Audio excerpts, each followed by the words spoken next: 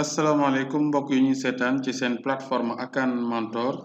ñëwaat nañ tey ci seen juróomeelu vidéo ci cours bii nga xam ne moom la ñuy wax Microsoft Office Word. Microsoft Office Word nag mooy cours bi nga xam ne moom lañ doon jàng boobu ba tey ci juróomeelu vidéo bi nag ñu fas yéene jàng lu ñuy wax marge kon loolu lañ leen di indil tey kon ngir ngeen xam lan mooy marge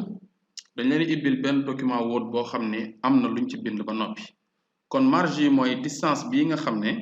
moom nga gis ci diggante fi feuille bi tàmbalee ba fi texte bi tàmbalee diggante bii nii lii la ñuy wax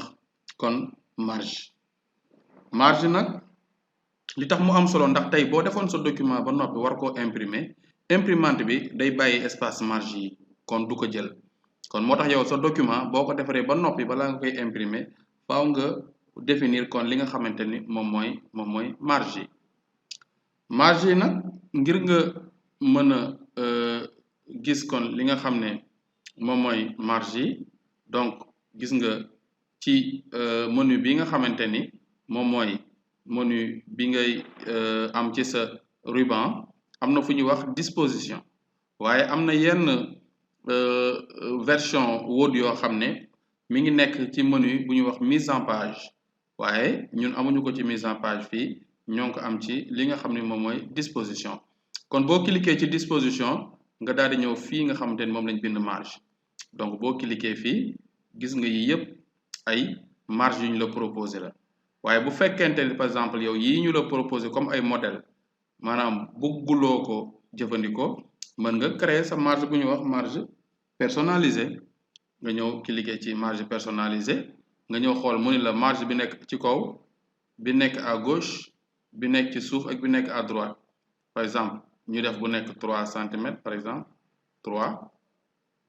ci kaw ñu bàyyi marge bu 3 centimètres à gauche ñu bàyyi marge bu 3 centimètres ci suuf tamit ñu bàyyi marge bu 3 centimètres waaye à droite tamit ñu bàyyi marge bu 3 centimètres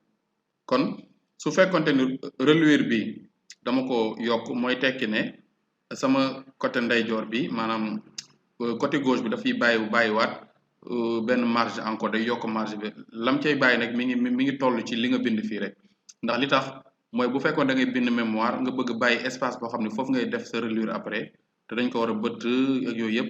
donc yaay xool ñaata centimètre ngay bàyyi foofu waaye daal li gën a wóor mooy boo bëggee sa document moom marge yi tolloo da ngay def gauche droite ak ci kaw ak ci suuf comme fii nga xam ne dañoo tànn 3 centimètres ci fenn fu ci ne ay xaaral bu ñu boo validé nga def ok gis nga ni kon marge yi appliqué na ko donc fii nii ci kaw 3 centimètres la bàyyi fii à gauche 3 centimètres la bàyyi fii à droite 3 centimètres la bàyyi waaye tamit fii ci suuf 3 centimètres la bàyyi kon loolu mooy marge yi nga xam ne noonu nga koy définir bu dee fi nga xam ne donc moom mooy si logiciel bi du Word kon loolu ñu leen indiloon tey ci seen juróomeelu vidéo ci cours bureautique ba tey logiciel bi Microsoft Word kon ñu leen jox daje ci beneen vidéo ba tey ci plateforme Akan Mentor